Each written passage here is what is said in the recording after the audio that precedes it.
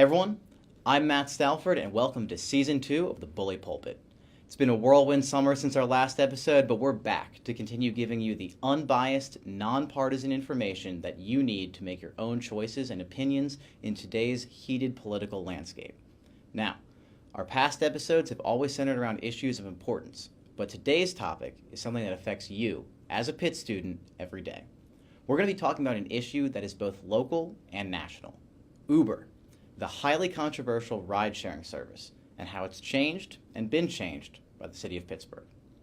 Back in 2015, Uber set up its Advanced Technology Center in the Hazelwood neighborhood of Pittsburgh. The project was immediately controversial because the company went and poached talent and engineers from Carnegie Mellon University's National Robotics Engineering Center. Despite this initial faux pas, CMU and Pittsburgh Mayor Bill Peduto would go on to announce a partnership with the company. 2 years later, Uber began testing its hallmark self-driving cars, and now they can be seen all over the city.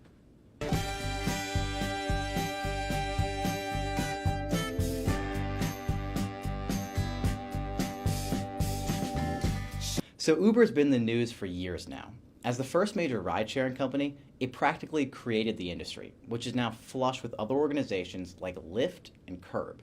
But despite competition, at its peak, Uber secured up to 90% of the ride-sharing market and still controls nearly 3/4 of it today. But what's really set the company apart is its 2015 decision to create and market self-driving cars, something other companies have since tried to emulate. The idea was bold, and people were truly amazed when the first autonomous cars were put on the street for commercial use. It gave the city a unique, futuristic feel and caused many Pittsburghers to view Uber with favor. Furthermore, Uber's move to Pittsburgh really underscored the city's presence as an emerging technology hub.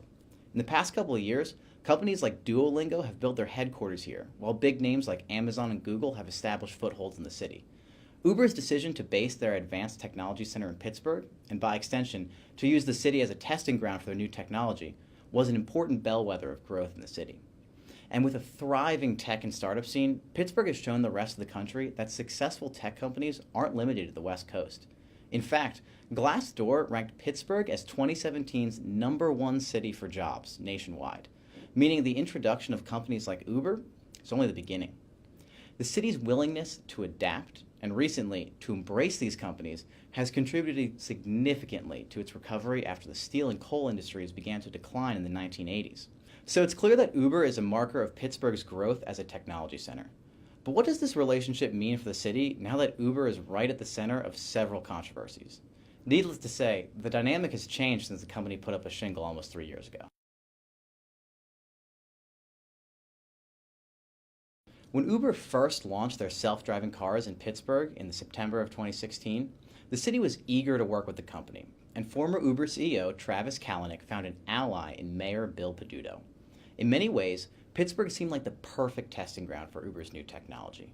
Both the city and state were welcoming to driverless tech.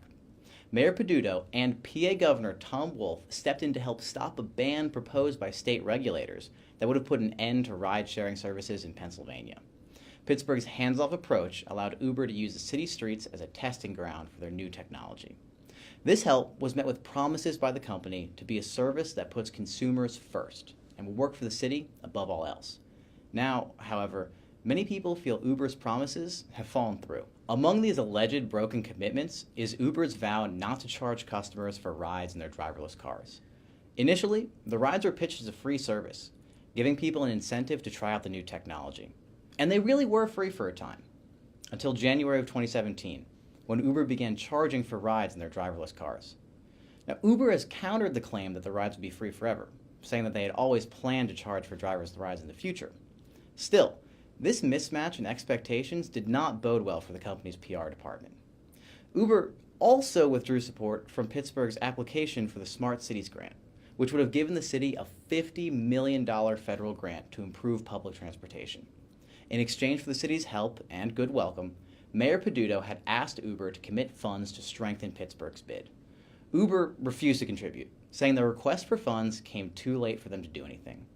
Peduto, for his part, was criticized by constituents for never formalizing the deal with a contract, stating explicitly what the company would do for the city.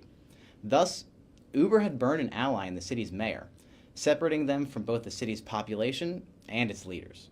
Beyond that, in 2016, when Uber opened its driverless car testing track in Hazelwood, it pledged to hire new employees from the surrounding area. Now, locals are saying that Uber hasn't done enough to follow through on those promises.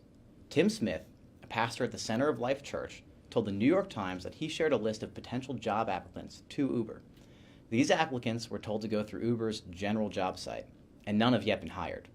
This has convinced many people that Uber is abandoning their job creation promise too, further decreasing the company's standing in the community. And Uber has also clashed with the city over data collection. Self-driving cars collect extraordinary amounts of data each trip. According to CNN, a typical self-driving car gets enough data to fill an iPhone's memory in 30 seconds of driving. Uber was initially expected to share that data with the city of Pittsburgh government to help better plan road construction and anticipate traffic flows. But the company still has not turned over the data.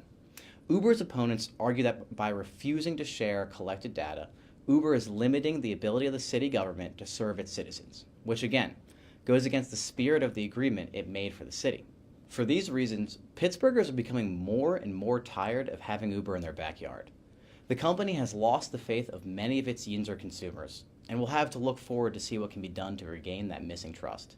While the relationship between Uber and Pittsburgh has become seriously strained, it appears that city officials have no immediate intention to break the partnership.